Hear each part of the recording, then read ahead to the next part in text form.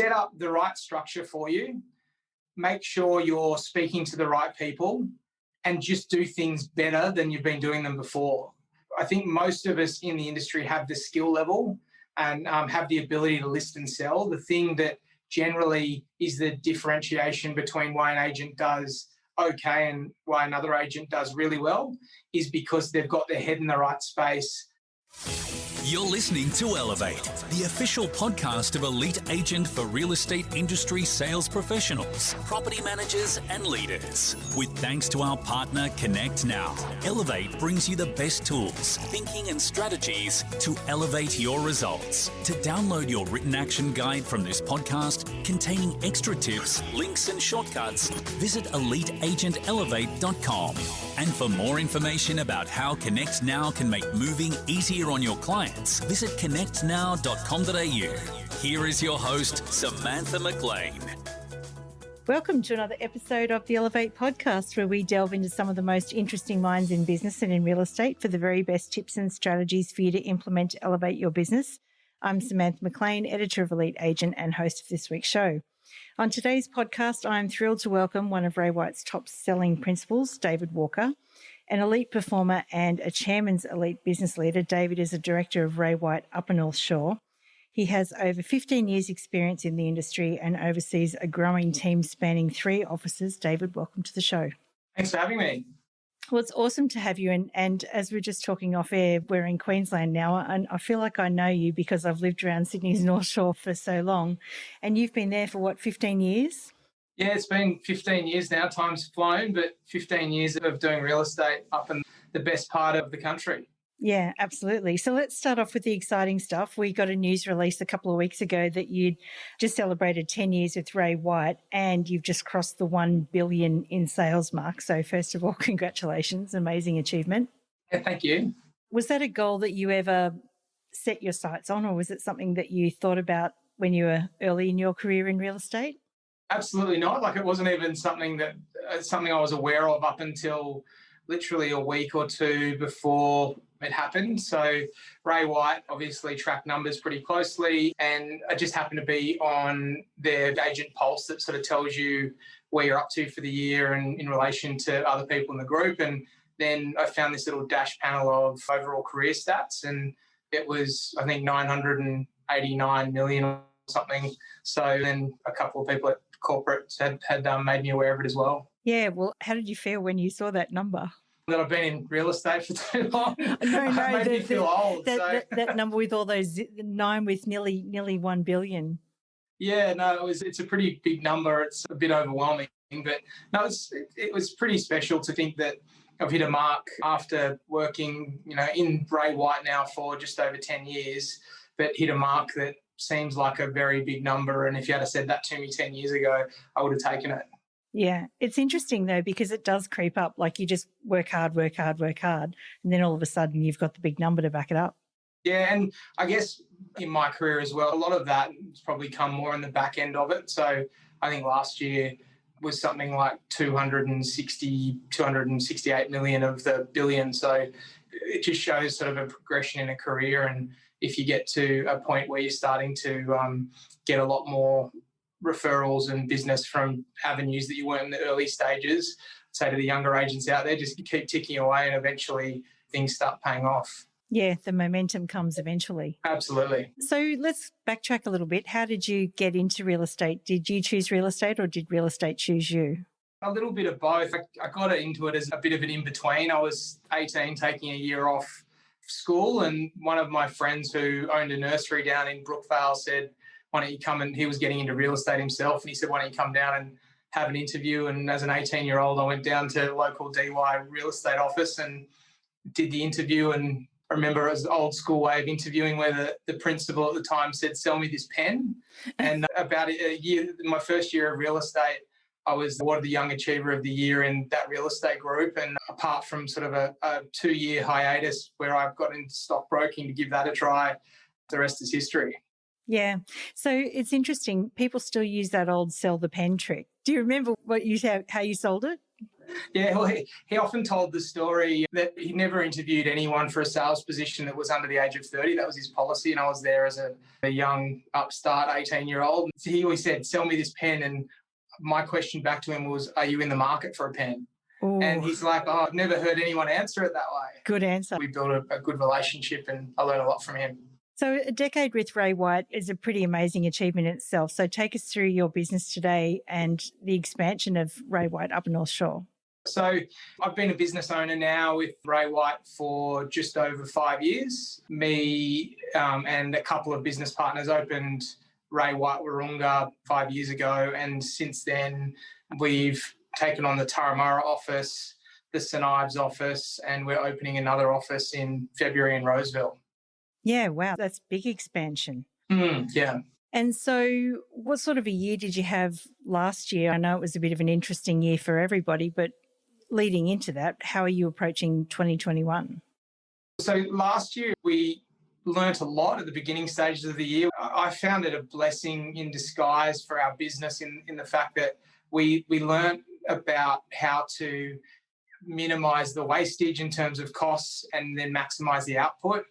And I hate the word pivot because everyone seems to be using it, but in times where things happen, you have to learn how to change and go back to best practices. But from where we were in, say, March, April last year, where people were saying, real estate industry could be shut down for a while, and the things that happened to people in Melbourne, and we came out of it with our biggest year ever. We did 484 sales and we sold nearly $1 billion of real estate as a group last year. Yeah, amazing. You just mentioned that you had another couple of directors that you work with. How do you work across the group?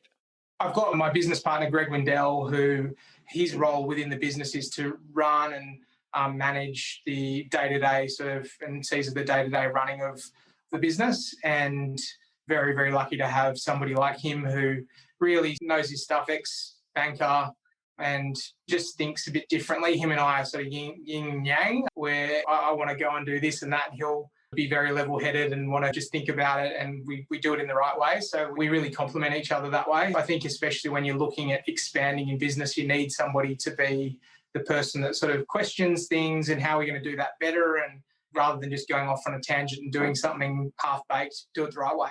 Yeah, it's good to have a number of different people wearing a number of different hats in the business. Absolutely. And so you're still a selling principal, aren't you? I am, yeah. Yeah. How do you balance selling with leading the team? It's an interesting balance. I've learned a lot in the last 5 years. By nature, as a salesperson, you're always looking for the next listing, the next sale. But I think as a business owner and director and sort of manager of people within the business, you start putting on your principal's hat of, well, how can I start helping people within the business, whether that's going in helping with in listing presentations or whichever way possible, whether it's training or just it might just be how do I have this conversation, or what should I do or say in this particular situation. There's the main things, but it's definitely a bit of a juggling act. I think to be a principal, if you're just the one man or woman band still trying to sell and lead people would be really difficult. As I said, having Greg that does all of the back end stuff, I think it would be very, very hard to manage time if I was responsible to do all that. But having the right people around me as well definitely makes a difference.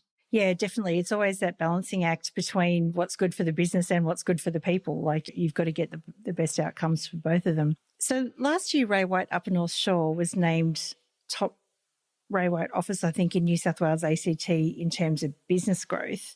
And you've just mentioned that you had a great year last year. How do you plan for growth again after having such a good year? Do you think that you'll top that again this year? Yeah, we're on track to do that. So that was for financial year. So just July to December, we had 3 record months in a row. So we're definitely on track to beat last year's financial year. And that's all around, we went through a period of growth with people in that 12 months. And now it's more a period of the people that have come into the business, making sure we can get the most out of them and help them and give them the tools to go out and get as much business and make as many sales as possible. With the expansion that you've experienced, have you grown the team significantly as well to match that? Yeah, we have. Some people like to open offices and hope that people come, whereas we took the view that we wanted to get people and then open offices with people in the right space. because you can open as many offices as you want, but if you don't have the right people in them and you're just filling them for people's sake, then they're not going to be profitable, and you're also going to have the wrong culture within your business. So we got the right people in, and not too many, but the people that we wanted. And then we've opened offices from there. So, for example, Roseville, that opens in a month's time or the end of this month, will be 3 agents that have been in the business now anywhere from 18 months to 6 months. And we've got 3 strong agents in that area, which gave us a footprint to then open an office. Yeah, it's amazing. And I think one of the difficult things too is when you bring people into your business, you need to have them absorb the culture of your business, the culture that you've built. How do you get new people to understand the culture of Ray White Upper North Shore? When we were sort of growing the business 5 years ago, we made the decision back then not to grow just for growth's sake, but to grow with the right people. There's been people that we haven't taken on that just didn't fit the molds of what we wanted within the business. So we could have grown quicker acutely, but we decided to play a bit more of a longer game and get the right people and go for the people that we felt were the right people to join our business. And once we attracted those people, having those people and the right people within the business then attracted even more people that were the right people. So the longer game has turned out to work in our favour, because now within the business, we've got the people that we want, the culture that we want, and out in the marketplace, we're getting the recommendations, and now we're double any of our competitors in the area for not just size, but sales. So your advice for people that are experiencing growth would be to make sure you really, really, really get the people side of it right. Our business is all about people. I know that sounds cliche, but I think a lot of businesses and a lot of business owners have the view that let's just get some bums on seats, and I'm better off having somebody writing low numbers, but they're writing some numbers, and accepting mediocrity rather than going, well, let's go for the biggest fish and try and get a culture of good to great, rather than just getting a culture of average people who I'm not then scared they're going to leave me because they're not too big for their boots. Whereas I'd rather somebody who's writing $1 million or $1.5 million who we can then try and add value to their career and really help them so they're not going to want to leave us, rather than going, well, I'm going to employ somebody writing $200,000 or $300,000 who I feel then's not a flight risk to leave and go and start their own thing. Yeah, absolutely. So 2020 also saw Ray White Upper North Shore named a Client Choice Awards winner. How is your approach to customer service different to, say, some other agencies? So I think that sort of lies in the quality of the people within the business. Again, if you get the wrong people and attract the wrong people, you're probably not going to be getting the referral business or the testimonials or the recommendations that a business where you've got the top agents in the area who are doing the right thing, who have the right ethics, the right morals, who want the best for their clients. As I said earlier, playing the longer game and getting the right people, it's been a lot easier to be the Client Choice Award for the group, because we know our people are doing the right thing by their clients. So let's talk about you again, and let's talk about that big number again, because there's probably some agents listening who have thought about their careers at the turn of the year and thought this is going to be my year. And that is a very big number. And we've already broken that down to say, well, don't aim for that one straight away, just chip away at it. But what tips do you have for agents looking to lift their numbers? So all I can say is look at the agent you want to be. Look at how you believe that the ultimate business model that you could potentially have, and start asking yourself why you've not put that in place today. And there's always going to be an excuse on I can't afford to, or I don't want to put that person on until I've done this sort of business. 5 years ago when we started the business, I took a long, hard look at myself and my structure and the people that I had around me within my own team. And I took on 2 associates and had an administrator, which at the time, I probably, looking back at it, really wasn't at that stage to warrant it, but I did it, and it was the best move I made, because it forced me then to be really good because I needed to be, and it put the right pressure on me to have to go and win listings and have to sell them and have to work my butt off to make sure that I was able to afford salaries, and therefore justifying the people I had in my team. And if you get the right structure for you, which is probably more around looking at what your weaknesses are, then you're going to make sure that you can just focus on what your strengths are rather than worrying about having to do things you're either not going to do or you're not very good at doing them. Or you don't like. Or you don't like, exactly. Yeah. Yeah. Actually, what you just described then reminded me of Tony Robbins, how he'd say, if you want to get to a goal, then burn your boats. I mean, he said something else in between that, but that's exactly that's what you're describing. I'm a massive believer of that burn the boat story. So for anyone who doesn't know it, it's worth going and Googling it. But absolutely, you've got to have no plan B. Whenever I interview anybody for a role, I always ask, what are you going to do if this career doesn't work out for you? And if they've got an answer to it, they don't get employed. Yeah, actually, I'm going to write that one down now. That's a great question. What about routine? Are you like a 5 a.m. clubber? Sometimes, because one of my boys comes and wakes me up, but no, I'm up most mornings at 6 and got a couple of the team that come around and do a bit of a gym session in our garage and things. But I sort of try and do things in balance. And I look at a lot of people who do the 5 a.m. thing, and if it works for you, then great. If it doesn't, it's like what we said before. If you know that you probably will do it for a month or two and then will fall by the wayside, probably not something that's going to be long term. But if you can maintain something that is in routine and you do it constantly, then absolutely worth doing. So for me, it's up at 6 o'clock, and I've got 3-year-old and 5-year-old boys, so spending as much time with them as possible before and after work if I can. Yeah, amazing. You've got to spend time with your family, particularly while they're young. Yeah. Yeah. Yes, absolutely. Yeah. Do you have a set routine when it comes to prospecting, or like an ideal day or an ideal week?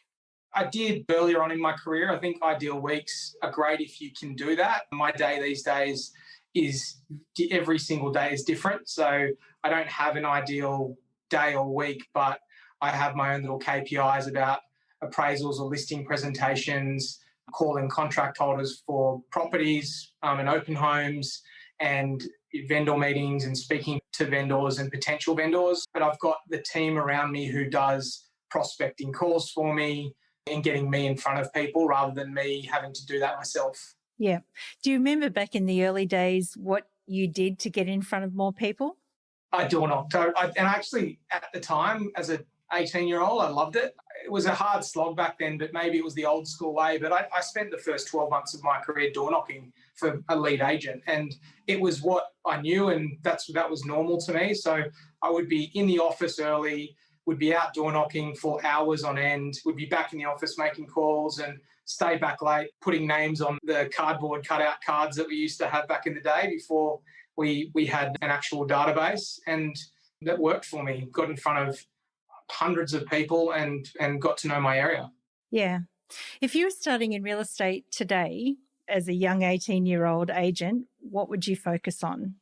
I would go and focus on a particular area, probably 1,000 to 1,500 houses, and I would be in there speaking to as many people as possible. I'd be knocking on doors. I would be out getting my name out there, letterbox dropping, and I would just be doing, I guess, the 1%ers that a lot of people say they're going to do and probably do for a month or two and then don't get a call and give up on. So if you do that for a 12-month period, it might take 12 months to actually get a call in or get somebody who goes, oh, I've seen your stuff in my mailbox, or yeah, I know you've knocked on my door 3 times.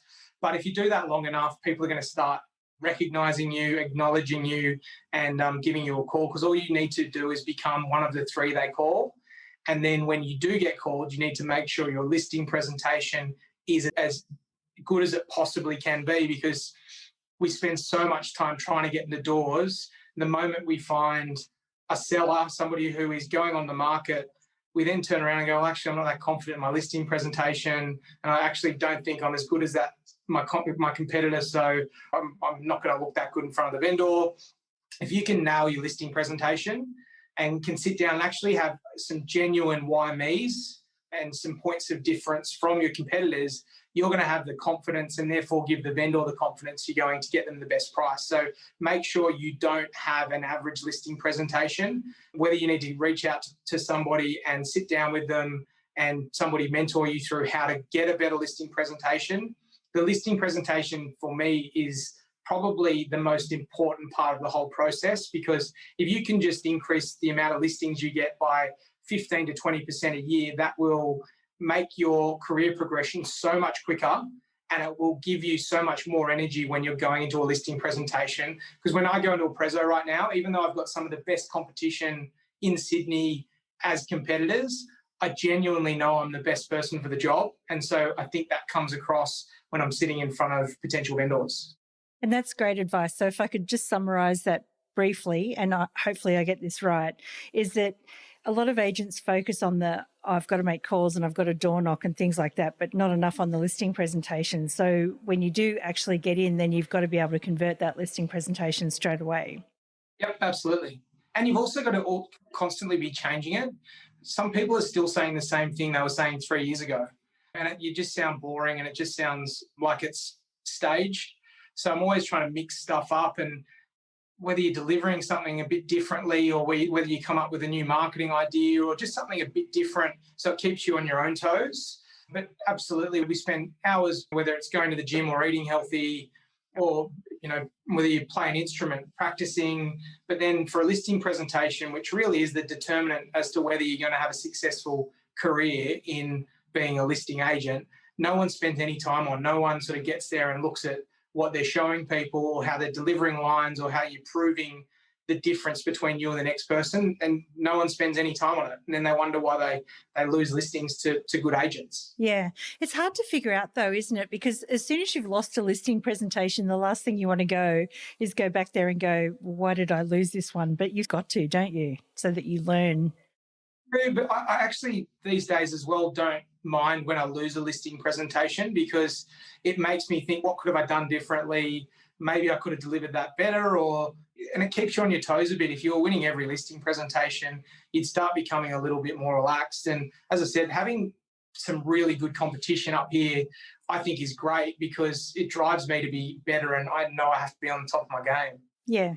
You just said a minute ago that when you're in front of a vendor, you're very sure that you are the best person for the job, and you look like the best person for the job to me already. But let's just say you're having a bad day, and we all have bad days. What's a tip for you to get past that, to be able to give your best in front of a vendor? What I do, just this is a personal thing, if I'm having a bad day or something's happened or whatever it is, I switch my phone off and put on my favourite song on the way to the presentation, and I just don't let my head go there. So it's too important, because somebody selling a house, it's not rocket science selling a house, but to them, it's such a big thing to do, and it's a personal thing to do. If you're not giving them all your energy and time, and you're not in the right headspace, not just for your own self-preservation as an agent, but for them, I think you're doing them a disservice. So if I'm not in the right headspace, I will either change the appointment, which I hardly ever do, or will put on my favourite song, listen to that, and then by the time I get to the property, I'm ready to go and I'm in the right headspace. We can control our thoughts. We can control whether we're happy or sad. Anyone that dwells on something bad, and obviously some terrible things happen to people, and there's times that's going to be hard to overcome. But if you're just having a bad day because you woke up on the wrong side of the bed, or you forgot to pay, or you got a parking fine, you can get over that pretty easily. It's all in your own head. Yeah. I haven't met a situation that Bruno Mars's Uptown Funk can't fix, frankly. Yeah, exactly. Yeah. So that's my go-to. Yeah. If you could give your younger self any advice right now, what would it be? Just keep moving forward. You've got to look back to make sure you can do things better. It's the only ever time you look back and reflect, but always be moving forward. So celebrate wins, but don't take it as I'm great or I can't improve because I'm so good. I think there's a lot of agents out there that probably, I think they're the best. I've got an attitude that I'm always waiting for somebody to catch us out, because you pinch yourself and go, hang on a minute, I'm not as good as what I think I could be. So how can I improve? How can I get better? How can I help people around me? So I'm always looking at how we can do things better.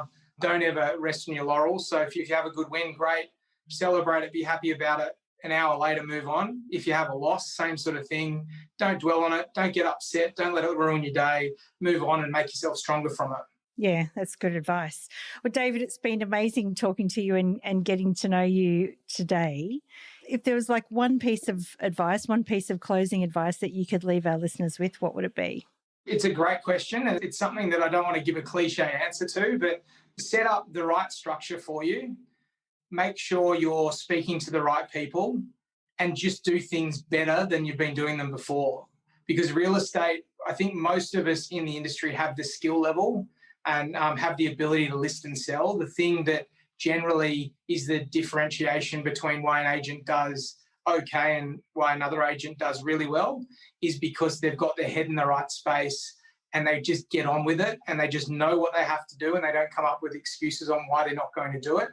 And so all I would say to people is just keep moving forward and make sure that you're trying to have the best day you possibly can and learn from your mistakes, but always be trying to learn from things and be the best person you can possibly be in every situation. Yeah, absolutely. And that what you were talking about before, continuous improvement, like always looking for ways to improve. Absolutely. David Walker, thank you so much. My pleasure. We hope you enjoyed this episode of Elevate with thanks to connectnow.com.au. Don't forget to download your written action guide from this podcast containing extra tips, links and shortcuts. Visit eliteagentelevate.com.